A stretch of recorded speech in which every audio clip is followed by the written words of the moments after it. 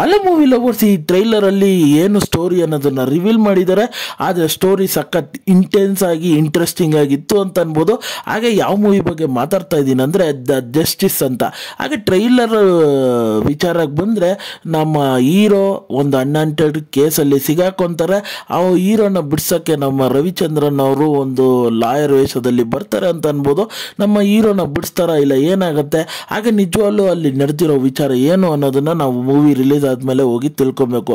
ಆದರೆ ಈ ಟ್ರೈಲರ್ ವಿಚಾರಕ್ಕೆ ಬಂದರೆ ಆ ಟ್ರೈಲರ್ನ ಎಡಿಟಿಂಗ್ ಸ್ಟೈಲು ಸಿಕ್ಕಾಪಟ್ಟೆ ಚೆನ್ನಾಗಿತ್ತು ಅಂತ ಅನ್ಬೋದು.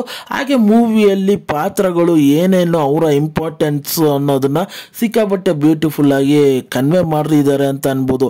ಎಸ್ಪೆಷಲಿ ಆ ತಂದೆಯ ರೋಲ್ನ ಅದನ್ನ ಟ್ರೈಲರಲ್ಲಿ ತೋರಿಸಿರೋ ವಿಧಾನ ಸಖತ್ ಇಂಪ್ರೆಸಿವ್ ಆಗಿತ್ತು ಅಂತ ಅನ್ಬೋದು. ಹಾಗೆ ನಮ್ಮ ಡಾಕ್ಟರ್ ರವಿಚಂದ್ರನ್ ಸರ್ ಅವ್ರನ್ನ ಸಿಕ್ಕಾಪಟ್ಟೆ ಬ್ಯೂಟಿಫುಲ್ ಆಗಿ ತೋರಿಸಿದ್ದಾರೆ ಅಂತ ಅನ್ಬೋದು ಇಡೀ ಟ್ರೈಲರಲ್ಲಿ.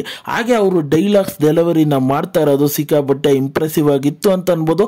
ಹಾಗೆ ಡೈಲಾಗ್ಸ್ ರೇಟಿಂಗು ಸಿಕ್ಕಾಪಟ್ಟೆ ಚೆನ್ನಾಗಿ ಬರ್ಕೊಂಡಿದ್ದಾರೆ ಅಂತ ಅನ್ಬೋದು.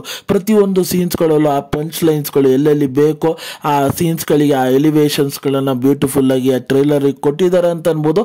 ಹಾಗೆ ಆ ಬ್ಯಾಕ್ಗ್ರೌಂಡ್ ಮ್ಯೂಸಿಕ್ ಚೆನ್ನಾಗಿತ್ತು ಅಂತ ಅನಿಸ್ತು ನನಗೆ. ಹಾಗೆ ವಿಜುವಲಿ ಸಿಕ್ಕಾಪಟ್ಟೆ ಹಲವಾರು ವಿಚಾರಗಳನ್ನು ಚೆನ್ನಾಗಿ ಕೊಟ್ಟಿದ್ದಾರೆ ಅಂತ. ಅದ್ರ ಜೊತೆ ಸ್ಟೋರಿ ಸ್ವಲ್ಪ ಗ್ರಿಪ್ಪಿಂಗ್ ಆಗಿದೆ ಅಂತ ಟ್ರೈಲರ್ ನೋಡ್ತಾ ಅದು ಕ್ಲೀನ್ ಆಗಿ ಕಾಣಿಸ್ತಾ ಇದೆ ಅಂತ ಅನ್ಬೋದು. ಇದೇನು ಹೊಸ ವಿಚಾರ ಏನಿಲ್ಲ ಸ್ಟೋರಿಯಲ್ಲಿ, ಆದರೆ ಇದನ್ನ ಪ್ರೆಸೆಂಟೇಷನ್ ಮಾಡ್ತಾ ಇರೋ ವಿಧಾನ ನನಗೆ ಹೊಸದಾಗಿ ಅನಿಸ್ತು ಅಂತ ಅನ್ಬೋದು.